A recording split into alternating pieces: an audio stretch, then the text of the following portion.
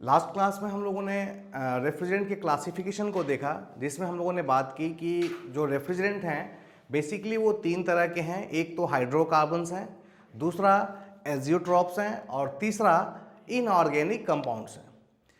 Hydrocarbon को again हम लोगों ने दो भाग में बांटा, saturated hydrocarbon and unsaturated hydrocarbon. Okay, और आज हम लोगों को एजियोट्रॉप को डिस्कस करना है, ठीक ना। एजियोट्रॉप अगर आप ध्यान से देखें तो इसकी जो नेमिंग शुरू होती है वो इधर 400 और 500, इनका जो डेजिग्नेशन स्टार्ट होता है, ठीक ना। जैसे R11 R12 जो थे ये 0 से स्टार्ट हुए थे, 11 12 13 14 थे, विदिन 100 थे या 100 के ऊपर थे, R134 था। वैसे ही एजियोट्रॉप को हम कैसे पहचानेंगे, इनकी जो शुरुआत होगी या तो 400 से होगी या फिर 500 से होगी, ठीक। R400 समथिंग या R500 समथिंग, एग्जाम्पल के लिए मैंने दिया है R500, 502 एंड 404, ठीक ना। तो ये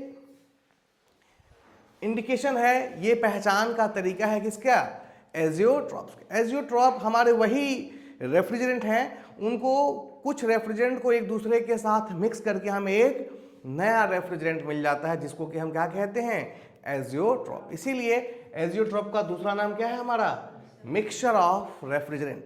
डिफरेंट रेफ्रिजरेंट को मिक्स करके एक खास अनुपात में, ठीक ना, इनका परसेंटेज भी है, परसेंटेज भी फिक्स रहता है। जैसे R12 और एक R152 को एक खास अनुपात में मिला करके एक हमें नया रेफ्रिजरेंट मिलता है, जिसको हम R500 कहते हैं। तो पहचानने का तरीका है एजियोट्रॉप का कि किससे स्टार्ट होगा, आइदर 400 से या फिर 500 से। जैसे ही हम 400 या 500 देखेंगे तो हम समझ जाएंगे कि ये क्या है, हमारे एजियोट्रॉप्स हैं।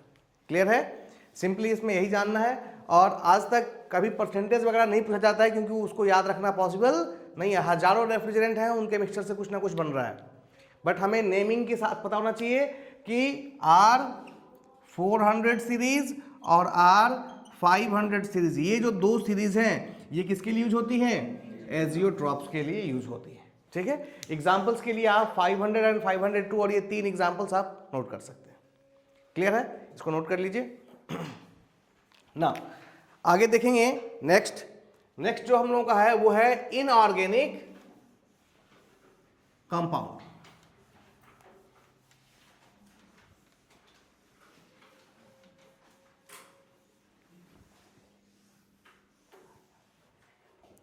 इनऑर्गेनिक कंपाउंड में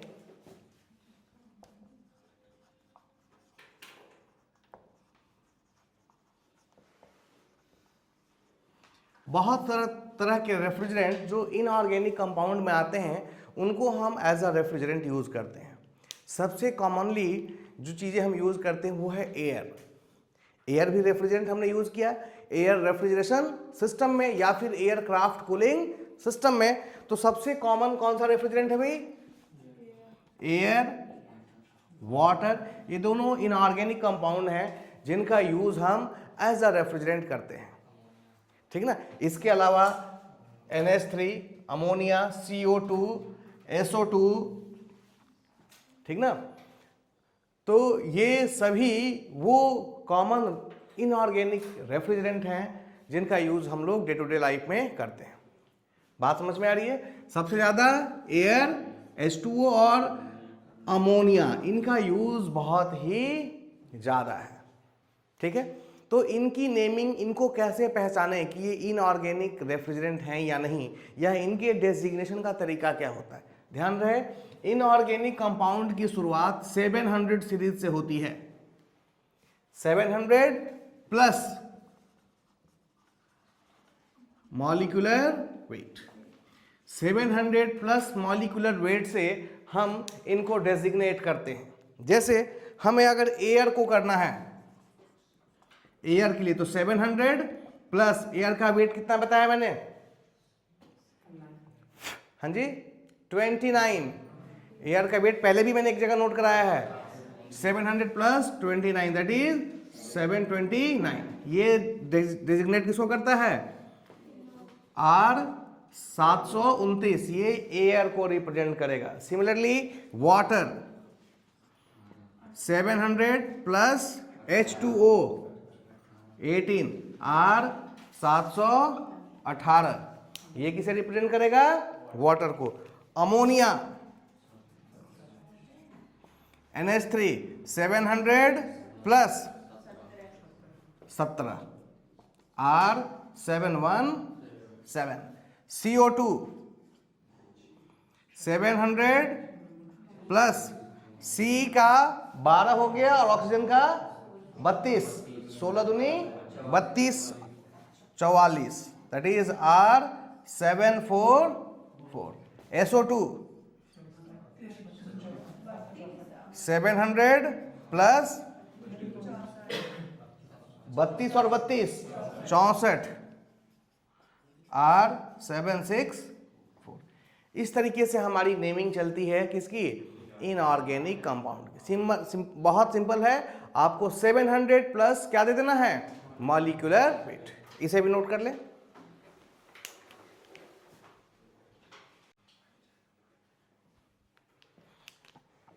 ठीक है, अब हमें डिस्कस करना है रेफ्रिजरेंट की प्रॉपर्टीज को। ठीक ना? तो रेफ्रिजरेंट की बहुत सारी प्रॉपर्टीज हैं, बट हमें उनमें से जो इम्पोर्टेंट हैं हमारे सब्जेक्ट पॉइंट ऑफ व्यू से उन्हें देखना है। ठीक ना?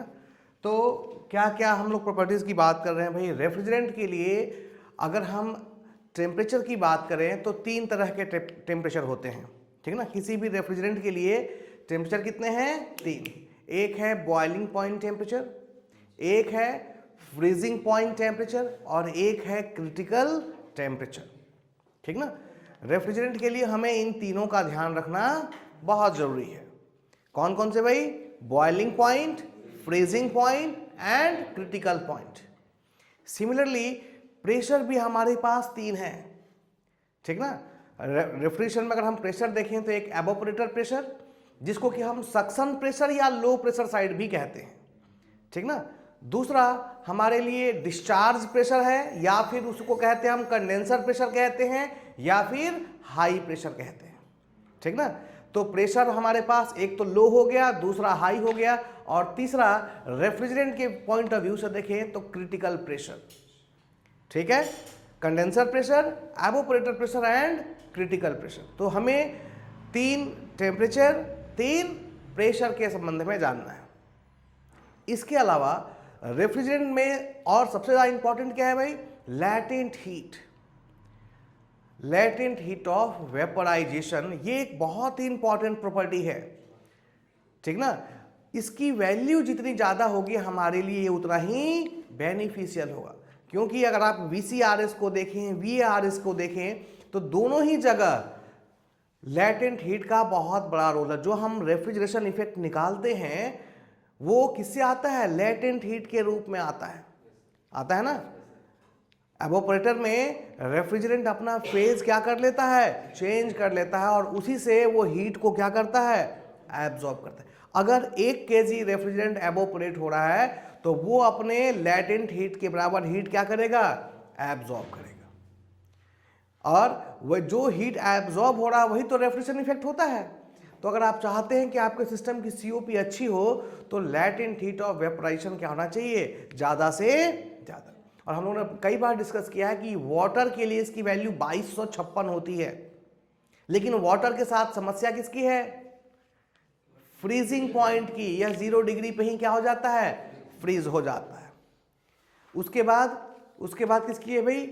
अमोनिया 1369 या 1370 कह सकते हैं किलोजूल पर केजी, यानी 1 kg अमोनिया यदि एवोपरेट हो रहा है तो वो 1300 किलोजूल हीट को लेकर के चला जाएगा। 1370, बात समझ में आ रही है ना? तो लैटेंट हीट का एक बहुत इंपॉर्टेंट रोल होता है रेफ्रिजरेंट के केस में, प्रॉपर्टीज अगर हम पढ़ना चाहते हैं तो। ठीक है? इनके अलावे कुछ ऐसी चीज़ें हैं जो बहुत ही कॉमन हैं। फॉर एग्जाम्पल रेफ्रिजरेंट का यूज़ घरों में हम लोग हाउस होल्ड अप्लायंसेस में कर रहे हैं, रेफ्रिजरेटर में है, ठीक ना, AC में है, तो इसलिए इसकी कुछ खास प्रॉपर्टीज होनी चाहिए। सबसे पहले तो यह टॉक्सिक नहीं होना चाहिए। टॉक्सिक मतलब जहरीला। अगर किसी रीजन से लीक कर जाए तो घर के लोगों को दिक्कत ना हो।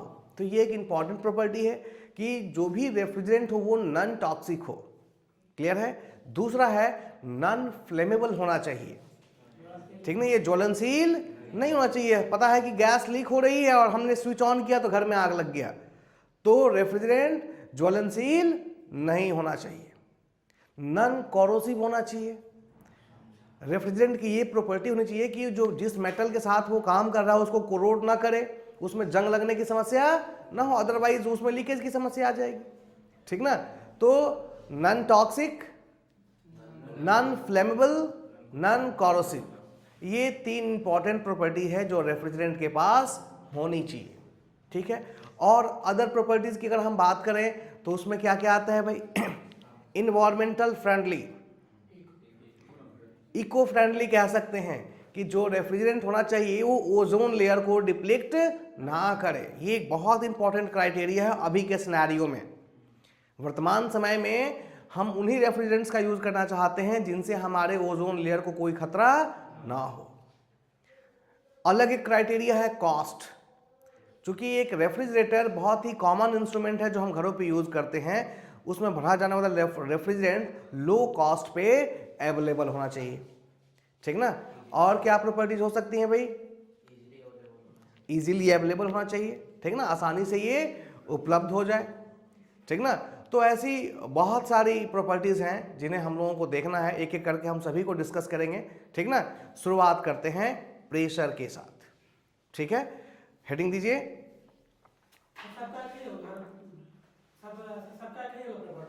हाँ, प्रॉपर्टीज तो सेम रहेंगी ना, चाहे रेफ्रिजरेंट कोई भी हो वो फ्लेमेबल नहीं होना चाहिए।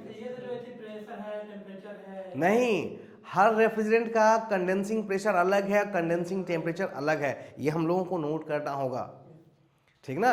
हर एक रेफ्रिजरेंट की जो प्रॉपर्टीज होंगी वो क्या होंगी, अलग अलग होंगी। बट हम एक सिस्टम लेके चलते हैं, हमारा जो एवापोरेटर का हम लेते हैं -15 डिग्री सेंटीग्रेड टेम्परेचर कंसिडर करते हैं, और कंडेंसर में +30 डिग्री सेंटीग्रेड टेम्परेचर कंसिडर करते हैं। हम जो चीज़ें पढ़ते हैं वो इसी टेम्परेचर के करस्पॉन्डिंग पढ़ते हैं, ठीक ना, क्योंकि टेम्परेचर चेंज होगा तो कंडेंसिंग प्रेशर और एवापोरेटिंग टेम्परेचर भी क्या हो जाएगा, प्रेशर भी चेंज हो जाएगा। तो हम एक रेफरेंस पॉइंट लेते हैं कि एवापोरेटर में जो टेम्परेचर है वो कितना है, -15 डिग्री सेंटीग्रेड, और कंडेंसर में जो हमारा टेम्परेचर है वो है +30 डिग्री सेंटीग्रेड। और इसके करस्पॉन्डिंग ही हम बॉइलिंग पॉइंट और एवापोरेटर के प्रेशर को देखते हैं, कंडेंसर के प्रेशर को देखते हैं कि इस टेम्परेचर पर एवापोरेटर का प्रेशर कितना होना चाहिए और कंडेंसर का प्रेशर कितना होना चाहिए। बात समझ में आ रही है। या फिर जो हमारा क्रिटिकल पॉइंट टेम्परेचर और प्रेशर है वो कैसा होना चाहिए। एक कुछ और भी अगर आप देखें प्रॉपर्टीज तो एक है थर्मल कंडक्टिविटी, ठीक ना। थर्मल कंडक्टिविटी रेफ्रिजरेंट के लिए क्या होनी चाहिए, हाई या लो, हाई। जितना ज्यादा हाई थर्मल कंडक्टिविटी होगी उतना एरिया आपको क्या करना पड़ेगा, कम यूज करना पड़ेगा। Q = KA/dT/dx। ये कौन सा लॉ है, फोरियर्स लॉ ऑफ कंडक्शन, फोरियर्स लॉ पढ़ा था। अब जरा देखिए, ये जो Q है ये हीट ट्रांसफर को रिप्रेजेंट करता है, रेट ऑफ हीट ट्रांसफर को बताता है यहां पर। तो Q is directly proportional to K और Q is directly proportional to A, ठीक ना। तो अगर किसी fix rate of heat transfer के लिए K की वैल्यू ज्यादा होगी तो हमें A क्या रखना पड़ेगा, हम कम रख सकते हैं।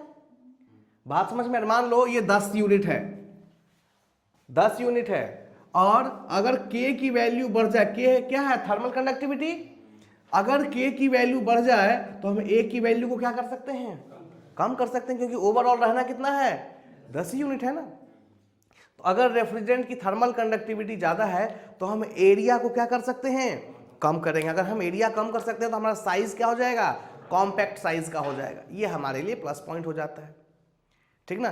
तो एक तो थर्मल कंडक्टिविटी, दूसरा विस्कोसिटी। रेफ्रिजरेंट की विस्कोसिटी कैसी होनी चाहिए, हाई या लो, लो। अगर लो रहेगा तो कैपिलरी ट्यूब से जब पास होगा तो प्रेशर ड्रॉप कम से कम होगा, लॉसेस कम से कम होंगे, क्योंकि उसको एक ट्यूब के अंदर फ्लो करना है ना। अगर हाईली विस्कस लिक्विड रहेगा तो फ्रिक्शनल फोर्स कहीं ज़्यादा डेवलप होगा और उस प्रेशर ड्रॉप के कारण कंप्रेसर को कहीं ज़्यादा वर्क करना पड़ेगा, और कंप्रेसर को अगर ज़्यादा वर्क करना पड़ेगा तो फ्री में तो करेगा नहीं, वो आपसे इनपुट लेगा, ठीक ना, तो आपका खर्च क्या हो जाएगा, बढ़ जाएगा, तो सीओपी डाउन हो जाएगी। तो विस्कोसिटी कम से कम होनी चाहिए, थर्मल कंडक्टिविटी ज़्यादा से ज़्यादा होनी चाहिए। स्पेसिफिक हीट को अगर हम डिस्कस करें कि स्पेसिफिक हीट का क्या रोल है भाई, तो स्पेसिफिक हीट को अगर आप देखें तो क्या होना चाहिए, ज़्यादा या कम,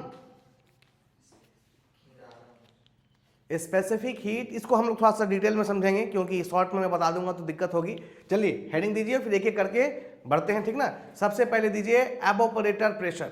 पहला हम लोग कौन सी प्रॉपर्टी देख, चलिए आइए अब हम लोग प्रॉपर्टीज को डिस्कस कर लेते हैं, एक एक करके हर एक प्रॉपर्टी को हमें देखना है, ठीक ना। सबका नफा नुकसान जानना है, तभी हम लोग सही ऑब्जेक्टिव क्वेश्चंस को टैकल कर पाएंगे। सबसे पहले देखते हैं सक्शन प्रेशर की बात करते हैं। सक्शन प्रेशर को हम लो प्रेशर भी कहते हैं या फिर एवोपरेटर प्रेशर भी कहते हैं, ठीक ना। सक्शन प्रेशर वो प्रेशर है जिस पे रेफ्रिजरेंट किसके अंदर इन करता है, कंप्रेसर के अंदर इन करता है, कंप्रेसर के अंदर इन करता है, जो जिस प्रेशर पे, उस प्रेशर को हम क्या कहते हैं, सक्शन प्रेशर, ठीक ना, इनलेट ऑफ कंप्रेसर। और आउटलेट को हम क्या कहते हैं, डिस्चार्ज प्रेशर, ठीक है ना।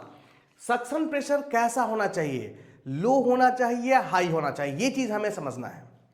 ध्यान दें, किसी भी सक्शन प्रेशर से पहले, सक्शन से पहले क्या लगा हुआ है, एवोपरेटर, और एवोपरेटर में रेफ्रिजरेंट क्या होता है, एवोपरेट होता है, अपना फेज क्या होता है, चेंज करता है। अब हमने सीखा है कि वाटर का 1 एटमॉस्फेरिक प्रेशर पर बॉइलिंग पॉइंट कितना है, 100 डिग्री सेंटीग्रेड। बात समझ में आ रही है। तो हम क्या चाहेंगे कि जो रेफ्रिजरेंट है वो बहुत कम टेम्परेचर पे ही क्या हो जाए, बॉयल कर, तभी तो वो अपना फेज चेंज करेगा।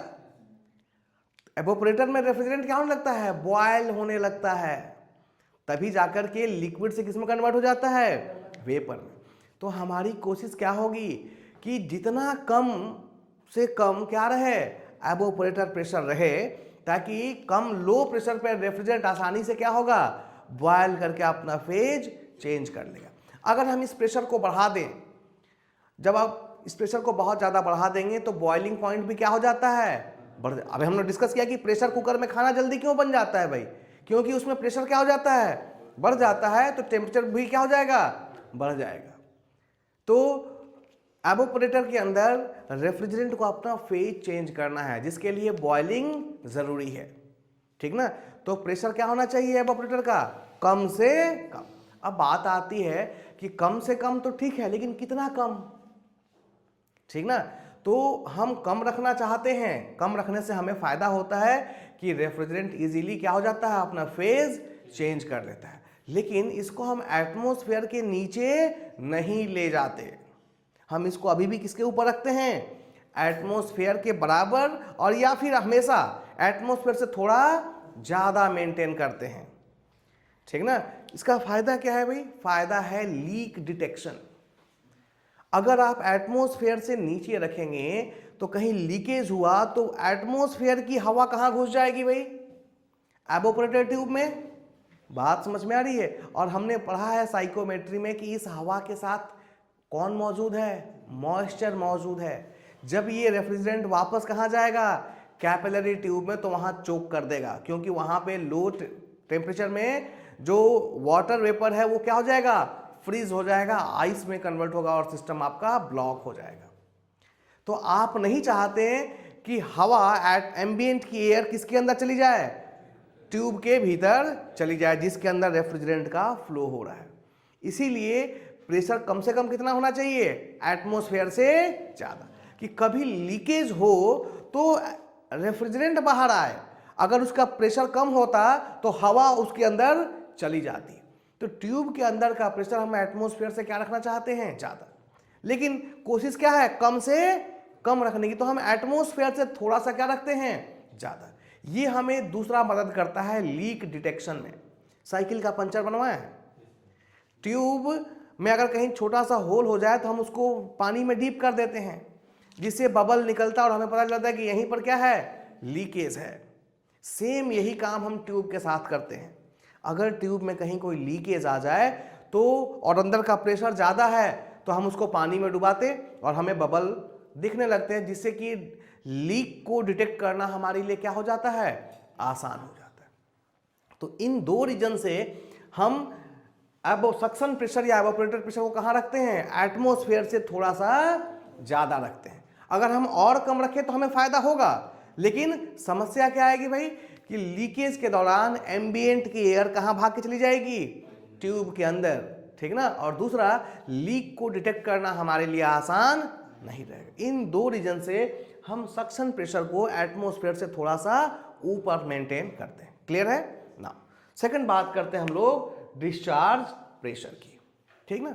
डिस्चार्ज प्रेशर वो प्रेशर है जो कंप्रेसर ने कंप्रेस करके आपको दिया। कंप्रेसर रेफ्रिजरेंट को क्या करता है, कंप्रेस करता है, और कंप्रेस करने के बाद जो प्रेशर आता है उसी प्रेशर को हम क्या कहते हैं, डिस्चार्ज प्रेशर कहते हैं, ठीक ना।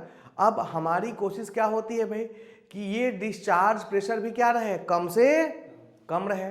क्यों भाई, ध्यान दें, अगर डिस्चार्ज प्रेशर बढ़ेगा तो फ्री में नहीं बढ़ेगा।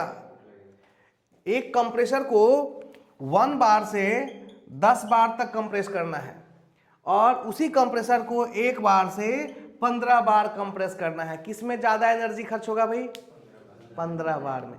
तो हम ये देखते हैं कि कंप्रेसर जो भी काम कर रहा है वो फ्री में नहीं कर रहा, उसके लिए हमें पैसे खर्च करने पड़ते हैं। तो हम चाहते हैं कि रेफ्रिजरेंट के लिए जो कंडेंसर का प्रेशर हो वो जहां तक संभव हो वहां तक हम क्या रखें, कम से कम रखें। ऐसा करने से कंप्रेसर का जो वर्क हो जाएगा वो क्या हो जाएगा, कम हो जाएगा। और यदि कंप्रेसर का वर्क कम होता है तो ओवरऑल सिस्टम की एफिशिएंसी हमारी, और सिंपली यहाँ सीओपी होगा ना, एफिशिएंसी नहीं, सीओपी क्या हो जाएगा, बढ़ जाएगा। बात समझ में आ रही है।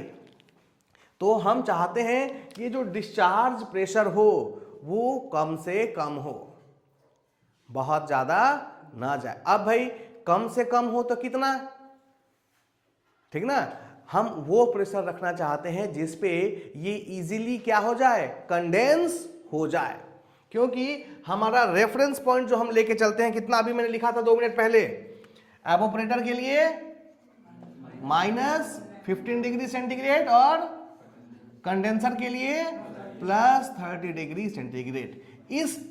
इस टेम्परेचर के लिए जो लोएस्ट प्रेशर है उतना ही हम रखना चाहते हैं, ताकि हमारा वहां रेफ्रिजरेंट आसानी से कंडेंस हो जाए और उसका फेज क्या हो जाए, चेंज हो जाए। बात समझ में आ रही है। तो हमको इतना ही रखना होता है, हम बहुत ज्यादा नहीं रख सकते। क्लियर है, ठीक है। तो हम सिर्फ किसी भी रेफ्रिजरेंट के लिए देखते हैं कि वो किस टेम्परेचर पे क्या हो सकता है, कंडेंस हो सकता है। हम उतना ही प्रेशर रख लेके जाना चाहते हैं, क्योंकि हमारा मकसद है कंडेंसर में उसको क्या करा देना, कंडेंस करा देना। बात समझ में आ रही है ना। प्रेशर रेशियो आरपी, ठीक ना भाई। प्रेशर रेशियो का यहां क्या काम, दिमाग में आ रही होगी ना बात। ध्यान रहे, यहां पर हमने कंप्रेसर यूज किया है और P higher upon P lower को ही हम क्या कहते हैं, पी आर कहते हैं, प्रेशर रेशियो कहते हैं, ठीक ना। दिमाग में बात आएगी भाई प्रेशर रेशियो क्या यूज है भाई। यहां ध्यान रहे, प्रेशर रेशियो बहुत कुछ डिफाइन कर रहा है। यहां पे कंप्रेसर की जो वॉल्यूमेट्रिक एफिशिएंसी है, वॉल्यूमेट्रिक क्या है, 1 + C - C into P higher by P lower to the power 1/γ, यही था वॉल्यूमेट्रिक एफिशिएंसी, ठीक ना। तो ये P higher upon P lower अगर ज्यादा बढ़ेगा तो जरा देखिए वॉल्यूमेट्रिक एफिशिएंसी क्या होगी भाई, ये माइनस साइन के साथ है ना, ठीक ना। तो अगर ये टर्म आपका बड़ा होगा तो वॉल्यूमेट्रिक एफिशिएंसी घट जाएगी, और यदि कंप्रेसर की वॉल्यूमेट्रिक एफिशिएंसी घट रही है तो आपका वर्क इनपुट क्या हो जाएगा, बढ़ जाएगा। बात समझ में आ रही है ना। तो इसीलिए हमारा प्रेशर रेशियो क्या होना चाहिए, कम से कम होना चाहिए, और यही तो हम कर रहे थे। हम एवापोरेटर प्रेशर को या सक्शन प्रेशर को 1 बार के ऊपर रखते हैं, एटमॉस्फेयर के ऊपर रखते हैं, लेकिन डिस्चार्ज प्रेशर को चाहते हैं कि ये बहुत ज्यादा ऊपर है, ये कहाँ रहे, नीचे रहे, जिससे हमारा प्रेशर रेशियो भी क्या हो जाए, कम हो जाए, क्योंकि यही तो ये हायर प्रेशर है और ये लोअर प्रेशर है। तो हायर प्रेशर और लोअर प्रेशर के बीच के डिफरेंस को हम चाहते हैं कि ये कम से कम रहे। कई फायदे हैं, एक तो वॉल्यूमेट्रिक एफिशिएंसी बढ़ेगी, दूसरा अगर हायर प्रेशर लोअर प्रेशर में डिफरेंस कम होगा तो कंप्रेसर को वर्क भी क्या करना पड़ेगा, कम करना पड़ेगा। बात समझ में आ रही है? इसीलिए प्रेशर रेशियो भी क्या होना चाहिए, कम से कम होना चाहिए। बात समझ में आ रही है? प्रेशर रेशियो बहुत ज्यादा डिफरेंस प्रेशर रेशियो में नहीं होना चाहिए, हायर प्रेशर और लोअर प्रेशर के बीच में बहुत ज्यादा गैप नहीं होना चाहिए। क्लियर है? नेक्स्ट आते हैं हम लोग latent heat of vaporization, very very important, ठीक ना। अगर आप टीएस डायग्राम को देखें,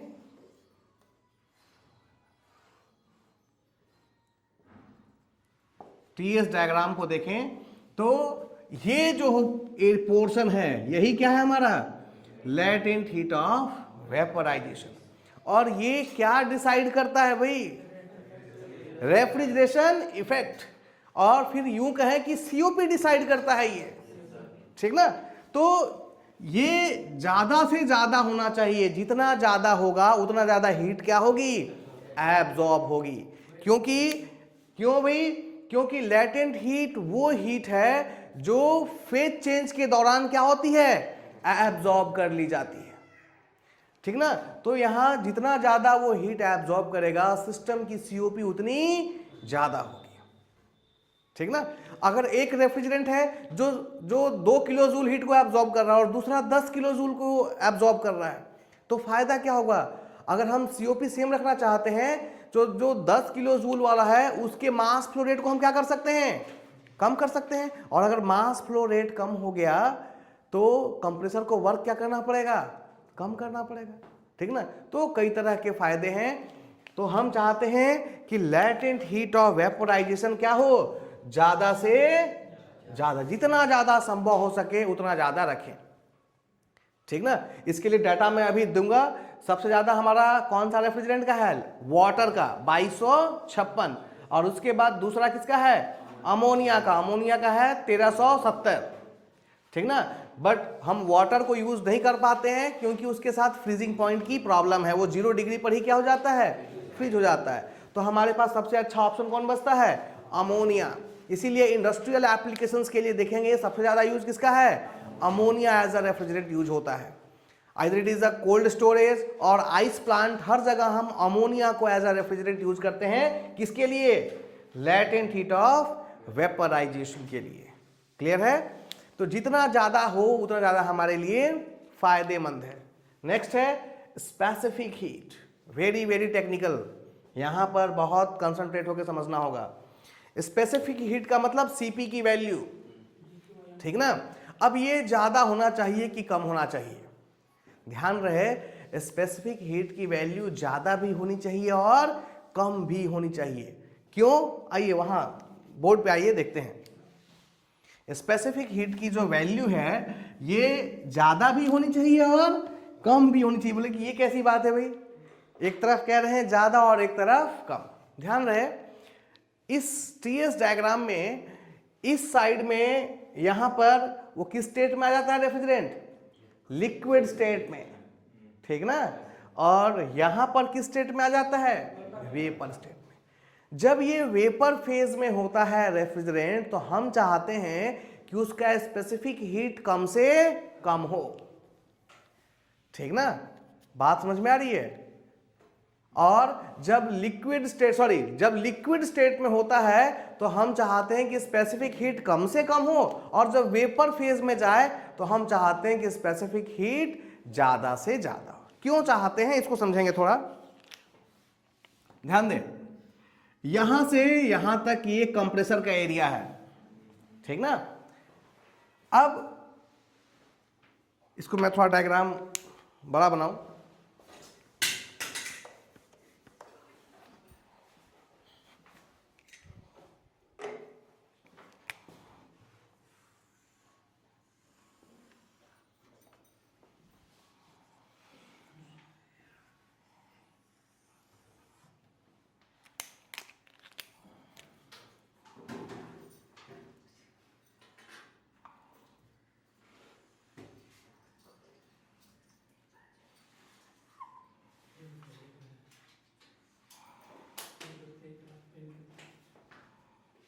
आइए समझेंगे।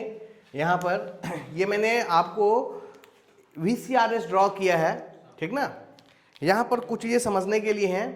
सबसे पहले अगर वेपर है, जरा ध्यान से इस एरिया को देखेंगे, यहाँ से यहाँ, ये कांस्टेंट प्रेशर लाइन है सुपरहीटेड रीजन में, तो यहाँ पर जो हीट ट्रांसफर होगा dQ is equal to mCp dt, यही होगा, ठीक ना। देखिए ये फॉर्मूला हम इस रीजन के लिए यूज नहीं कर सकते क्योंकि ये फेज चेंज रीजन है, बट इस रीजन के लिए यूज कर सकते हैं। क्योंकि इस रीजन में क्यों यूज नहीं कर सकते, क्यों नहीं कर सकते, सब थर्मोडायनेमिक्स गायब हो गया। इसमें नहीं कर सकते हैं क्योंकि वेट रीजन में फेज डिफाइन नहीं होता है। CpCb इधर लिक्विड के लिए डिफाइन है या फिर वेपर के लिए, गैसेस के लिए डिफाइन है, मिक्सचर के लिए डिफाइन नहीं होता है। और जबकि वेट रीजन में दोनों क्या होते हैं, मिक्सचर होते हैं। क्लियर है ना। अब जरा देखिए dQ is equal to mCp dt। यदि मास फ्लो रेट आपका कांस्टेंट हो, ठीक ना, और Cp की वैल्यू अगर ज्यादा रहेगा तो dt की वैल्यू क्या होगी, कम से कम। तो डिग्री ऑफ सुपरहीट, ये जो यहां से यहां का जो टेम्परेचर डिफरेंस है, इसको हम कहते हैं डिग्री ऑफ सुपरहीट। तो ये क्या होगा, कम से कम होगा। अगर Cp ज्यादा होगा तो dt क्या हो जाएगी, कम हो जाएगी। बात समझ में आ रही है, क्योंकि dQ तो एक fix amount of heat transfer है ना। तो अगर Cp बड़ा होगा तो dt छोटा। अब जब dt छोटा होगा तो जरा देखिए, यहां से यहां कंप्रेस करना पड़ेगा, और एक मैं और एक ऊपर ले लेता हूं, एक यहां ले लेता हूं, और यहां से यहां कंप्रेस करना पड़े तो किसमें कम वर्क लगेगा, पहले वाले में कम। ध्यान रहे हमने वहां बताया था कि कंप्रेसर का जो वर्क है थर्मोडायनेमिक्स में, that depends only upon inlet temperature. तो अगर इनलेट टेम्परेचर कम है तो कंप्रेसर का वर्क भी क्या होगा, कम होगा। तो हम चाहते हैं कि डिग्री ऑफ सुपरहीट कम से कम रहे, ये टेम्परेचर डिफरेंस कम से कम रहे, ताकि हमारे कंप्रेसर को जो वर्क करना पड़े वो कम से कम करना पड़े। बात समझ में आ रही है। अगर कंप्रेसर का वर्क कम होगा तो COP क्या होगी, ज्यादा होगी। अगर यहां के बदले यहां अगर dt इतना हो जाए तो टेम्परेचर यहां का क्या हो जाएगा, बढ़ जाएगा। इनलेट टेम्परेचर बढ़ गया यानी कंप्रेसर का वर्क क्या हो जाएगा, बढ़ जाएगा। तो हम चाहते हैं कि कम से कम बढ़े, dt कम हो। तो dt कम कब होगी, जब Cp क्या हो, ज्यादा हो, तो dt अपने आप क्या हो जाएगा, कम हो जाएगा। बात समझ में आई। इसीलिए वेपर फेज के लिए, वेपर के लिए Cp क्या होना चाहिए, ज्यादा से ज्यादा। अब आगे चल करके कंडेंसर में जैसे रेफ्रिजरेंट पहुंचेगा वहां पे इसका फेज क्या हो जाएगा, चेंज हो जाएगा, और ये किस स्टेट में आ जाएगा, liquid state. Now for liquid state Cp should be lesser, Cp की वैल्यू कम से कम होनी चाहिए। क्यों भाई, इसको भी समझे थोड़ा सा। अगर Cp की वैल्यू कम होगी, जनरली हम यहां से आकर के क्या करा देते हैं, एक्सपेंशन वाल्व में लेके चले जाते हैं। लेकिन याद कीजिए सब कूलिंग एक ऐसा प्रोसेस था जिसमें हमारे सिस्टम की COP क्या होती थी, बढ़ जाती थी। सब कूलिंग के लिए आप कांस्टेंट प्रेशर पे टेम्परेचर को और क्या करते थे, कम कर लेते थे। कांस्टेंट प्रेशर पे ही हम टेम्परेचर को, देखिए यहाँ का टेम्परेचर ये था और यहाँ का टेम्परेचर ये हो गया। टेम्परेचर को हमने कांस्टेंट प्रेशर पे ही टेम्परेचर को क्या कर लिया, फायदा क्या हुआ जरा देखिए। अगर हम यहाँ से एक्सपेंशन कराते तो यहाँ पहुँचते और रेफ्रिजरेशन इफेक्ट यहाँ से लेकर के यहाँ तक होता। लेकिन अगर हमने सब कूलिंग करके यहाँ से यहाँ आ गए तो इतना रेफ्रिजरेशन इफेक्ट क्या हो जाएगा, ये इतना रेफ्रिजरेशन यहाँ से यहाँ तक ये रेफ्रिजरेशन इफेक्ट क्या हो गया, बढ़ गया। तो हम चाहते हैं कि प्रैक्टिकली जब हमारा सिस्टम हो तो उसमें सब कूलिंग जरूर हो, ठीक ना, क्योंकि सब कूलिंग से हमें फायदा होता है, हमारा COP बढ़ जाता है। बात समझ में आ रही है। अब देखिए यहां से यहां आने में dQ is equal to mCp dt। अब अगर Cp की वैल्यू कम होगी तभी तो dt की वैल्यू क्या होगी, ज्यादा होगी, टेम्परेचर डिफरेंस ज्यादा आएगा। अब जरा देखिए, पहले टेम्परेचर डिफरेंस यहां से यहां तक था और अब Cp के कम होने से टेम्परेचर डिफरेंस यहां से यहां हो गया। तो जितना ज्यादा टेम्परेचर उतना ज्यादा हम इधर शिफ्ट होंगे ना, उतना ज्यादा हमारा रेफ्रिजरेशन इफेक्ट क्या होगा, बढ़ेगा। बात समझ में आ रही है? तो स्पेसिफिक हीट की वैल्यू जो होनी चाहिए जब रेफ्रिजरेंट क्या हो, वेपर फेज में हो, तो उसकी कम होनी चाहिए, और जब रेफ्रिजरेंट किसमें हो, लिक्विड स्टेट में हो, तब उसकी स्पेसिफिक हीट ज्यादा से ज्यादा होनी चाहिए। ओह सॉरी बिल्कुल उल्टा, लिक्विड फेज में कम से कम होगा तो डिग्री ऑफ सबकूल, डीटी को यहां पर क्या कहेंगे, डिग्री ऑफ सबकूल, ज्यादा से ज्यादा, और जितना ज्यादा डिग्री ऑफ सबकूल होगा उतना ज्यादा हमें क्या मिलेगा, रेफ्रिजरेशन इफेक्ट मिलेगा, जिससे हमारी सीओपी क्या होगी, बढ़ेगी। क्लियर है ना? और जब वेपर फेज में होगा तो हम चाहेंगे कि हमारे सीपी की वैल्यू ज्यादा से ज्यादा हो, ताकि डिग्री ऑफ सुपर हीट कम से कम हो जाए। जैसे डिग्री ऑफ सुपर हीट कम होगा, हमारे कंप्रेसर का वर्क कम हो जाएगा। क्लियर है कि स्पेसिफिक हीट को हमें कैसे देखना है? नहीं। Next, thermal conductivity. अभी हमने बात की कि thermal conductivity as much as possible ज्यादा से ज्यादा होना चाहिए, क्योंकि जितना ज्यादा थर्मल कंडक्टिविटी रेफ्रिजरेंट का होगा, सिस्टम का साइज उतना ही क्या होगा, कॉम्पैक्ट होगा, छोटा होगा। बिकॉज के Q is equal to K A D T by D X. Q है rate of heat transfer, rate of heat transfer directly proportional है थर्मल कंडक्टिविटी के, और डायरेक्टली प्रोपोर्शनल है एरिया के। अगर किसी की थर्मल कंडक्टिविटी ज्यादा है तो हम एरिया को क्या कर सकते हैं, कम कर सकते हैं, जिससे साइज हमारा क्या हो जाएगा, छोटा हो जाएगा। क्लियर है? तो थर्मल कंडक्टिविटी जितना ज्यादा हो सके उतना ज्यादा होना चाहिए। Next, viscosity. विस्कोसिटी कम से कम होनी चाहिए, क्योंकि विस्कोसिटी ज्यादा होगा तो कंप्रेसर का वर्क क्या हो जाएगा, कई गुना बढ़ जाएगा, और कैपिलरी ट्यूब में जो लॉसेस होंगे वो कई गुना ज्यादा बढ़ जाएंगे, प्रेशर ड्रॉप बहुत ज्यादा हो जाएगा, ठीक ना, जिससे कंप्रेसर का वर्क कहीं ना कहीं बढ़ेगा। इसीलिए हम चाहते हैं कि विस्कोसिटी कम से कम हो। क्लियर है? नेक्स्ट है फ्रीजिंग पॉइंट। अब देखिए, वाटर के साथ समस्या क्या था भाई, फ्रीजिंग पॉइंट यही थी, 0 डिग्री पे फ्रीज हो जाता था।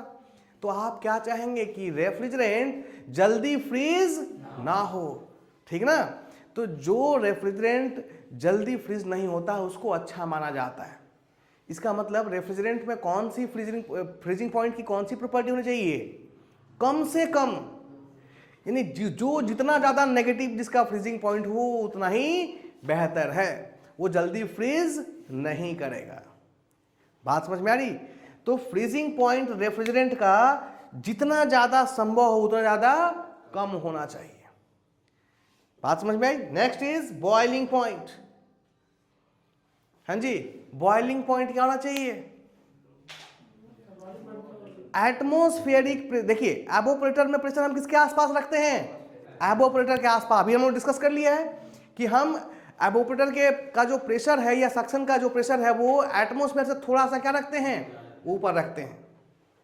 तो किसी भी रेफ्रिजरेंट का एटमॉस्फेरिक प्रेशर पर बॉइलिंग पॉइंट टेम्परेचर बहुत हाई नहीं होना चाहिए, लो होना चाहिए, तभी तो वो आसानी से क्या करेगा, बॉयल करेगा। और जब आसानी से बॉयल करेगा तो इजीली अपना फेज क्या कर लेगा, चेंज कर लेगा।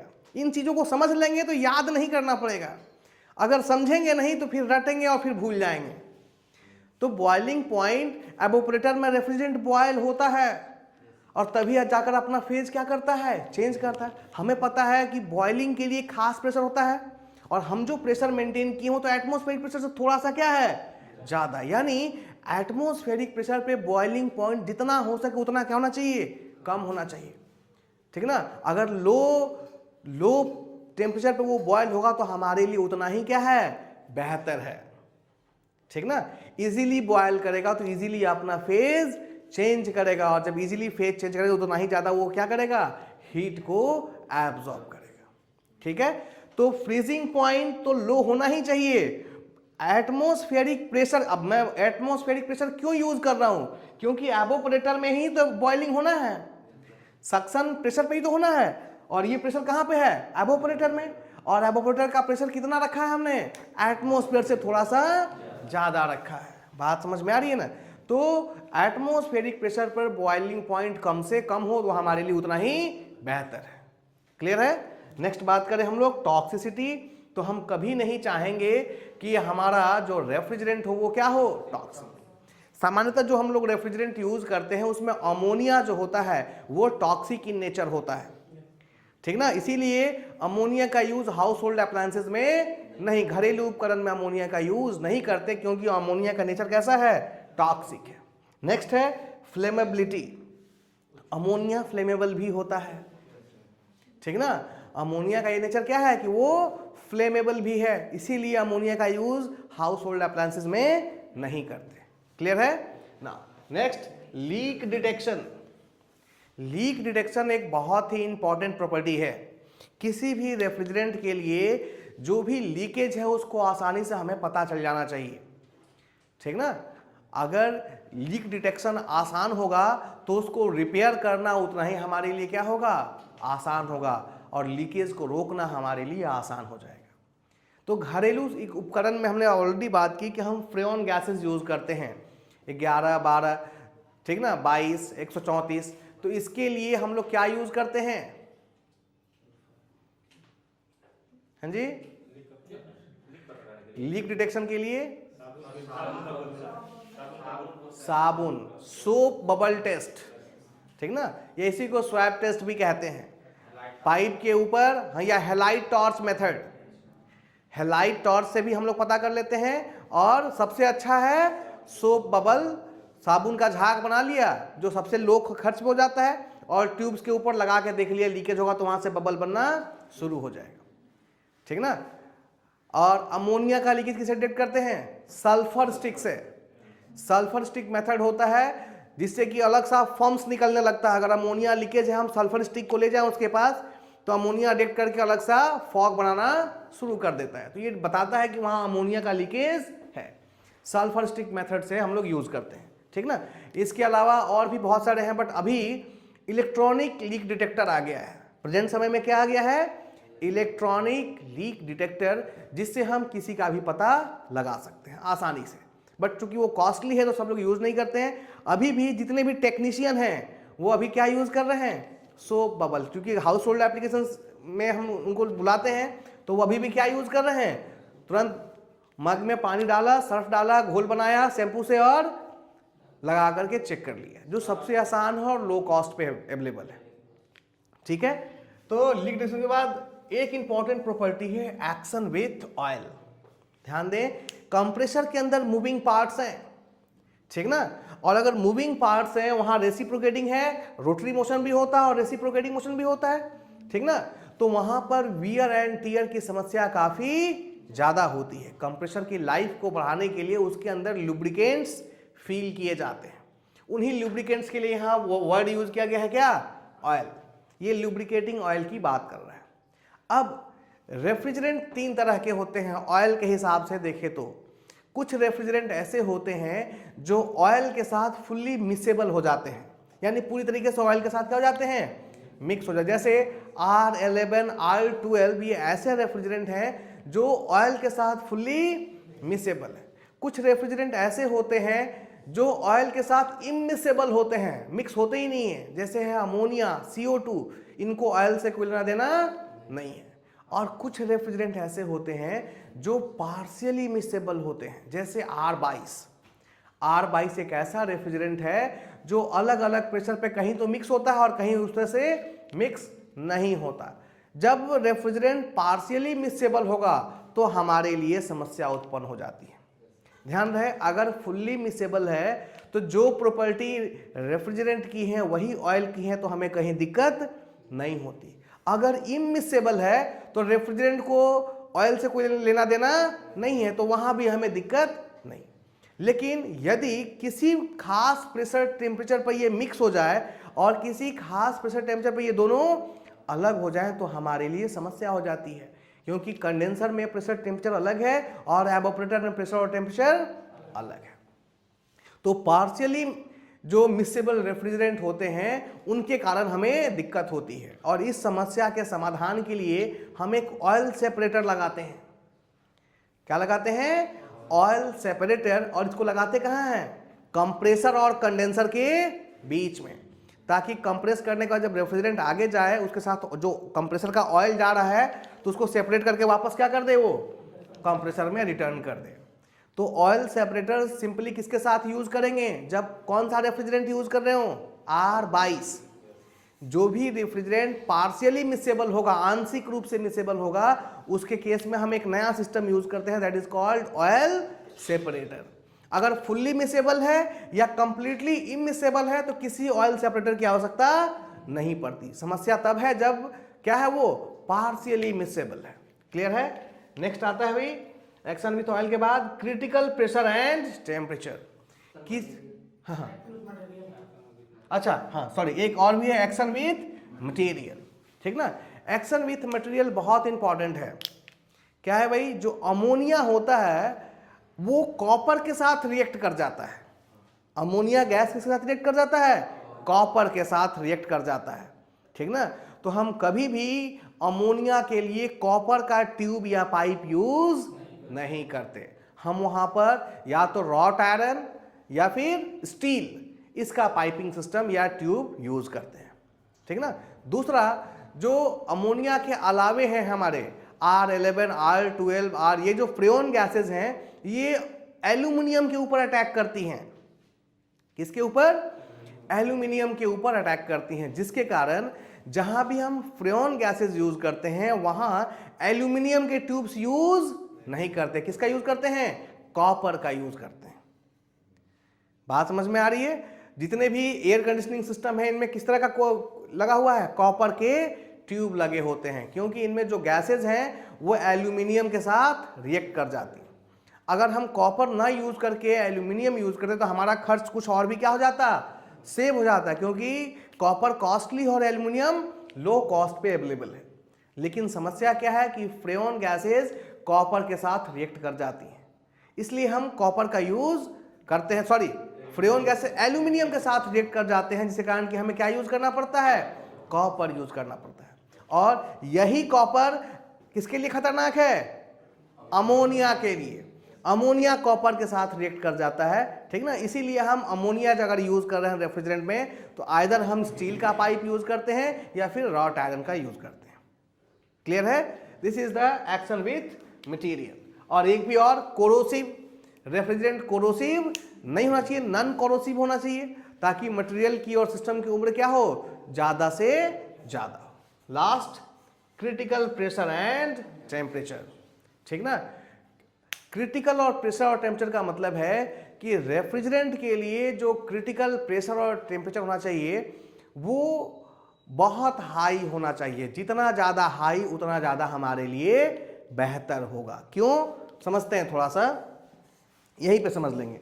यहां देखिए, ये जो प्रेशर है हमारा, ये कौन सा प्रेशर है? एवोपोरेटर का प्रेशर है। और यहां पर जो प्रेशर है ये क्रिटिकल प्रेशर है, और यहां का जो टेम्परेचर है वो क्या है? Critical temperature. ठीक ना? तो किसी भी रेफ्रिजरेंट के लिए क्रिटिकल प्रेशर और टेम्परेचर जितना ज्यादा हो उतना हमारे लिए बेहतर है। ठीक ना? हम नहीं चाहते कि ये जो हमारा कंडेंसर प्रेशर है वो किसके तरफ जाए? क्रिटिकल प्रेशर के तरफ जाए। ठीक ना? अगर ध्यान दिए, अगर ये क्रिटिकल प्रेशर की तरफ जाएगा तो कंप्रेसर का वर्क क्या हो जाएगा? बढ़ जाएगा। बात समझ में आ रही है? तो हम चाहते हैं कि ये किससे दूर रहे? क्रिटिकल प्रेशर से जितना दूर रहे। ये यहां से जितना दूर रहेगा इसके उतना ही क्या होगा? नजदीक होगा। डिस्चार्ज प्रेशर क्रिटिकल प्रेशर से जितना दूर होगा उतना ही किसके नजदीक चला जाएगा? एवोपोरेटर प्रेशर या सक्शन प्रेशर। और जितना ज्यादा नजदीक होगा उतना लो प्रेशर रेशियो होगा, उतना कम कंप्रेसर को वर्क करना पड़ेगा। तो हम हमेशा ये कोशिश करते हैं कि क्रिटिकल प्रेशर ज्यादा से ज्यादा होना चाहिए। क्लियर है? अब अगर हम इनको समराइज करें इन सारी प्रॉपर्टीज को, तो रेफ्रिजरेंट की क्या क्या चीजें ज्यादा होनी चाहिए? हाई क्या होना चाहिए? हाई में क्या क्या होना चाहिए भाई? क्रिटिकल प्रेशर टेम्परेचर हाई होना चाहिए, थर्मल कंडक्टिविटी हाई होनी चाहिए, latent heat of vaporisation high होना चाहिए, और स्पेसिफिक हीट किसके लिए? लिक्विड रेफ्रिजरेंट के लिए हाई होना चाहिए। हाई होना चाहिए, लो होना चाहिए। दैट इज वेपर रेफ्रिजरेंट के लिए जो स्पेसिफिक हीट की वैल्यू है ये हाई होनी चाहिए। ठीक है? फिर से एक बार बोल रहा हूं, 4 चीजें रेफ्रिजरेंट की हाई होनी चाहिए। पहला थर्मल कंडक्टिविटी, ठीक ना। दूसरा latent heat of vaporization high होना चाहिए। तीसरा critical pressure and temperature high होना चाहिए। और चौथा वेपर फेज में जो स्पेसिफिक हीट की वैल्यू है रेफ्रिजरेंट के लिए, ये भी क्या होनी चाहिए, हाई होनी चाहिए। अब लो की बात करते हैं, ठीक है। पहला suction pressure low, condenser pressure low, pressure ratio low, viscosity low, freezing point low, boiling point low. ऐसे याद रखेंगे ना तो कभी समस्या नहीं आएगी। तो लो में समझ में आया।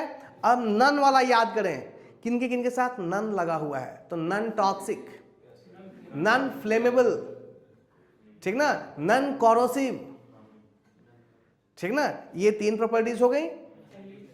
और हाँ, लीक डिटेक्शन, ठीक ना, लीक डिटेक्शन इजी होना चाहिए। दूसरा इन्वायरमेंटल फ्रेंडली होना चाहिए। बात समझ में आ रही है। तो ये सारी वो प्रॉपर्टीज हैं जिनको आपको माइंड में रखना है। क्लियर है। एक एक करके सारी वैल्यूज और जो जो पॉइंट है उनको नोट कर लेंगे। ओके।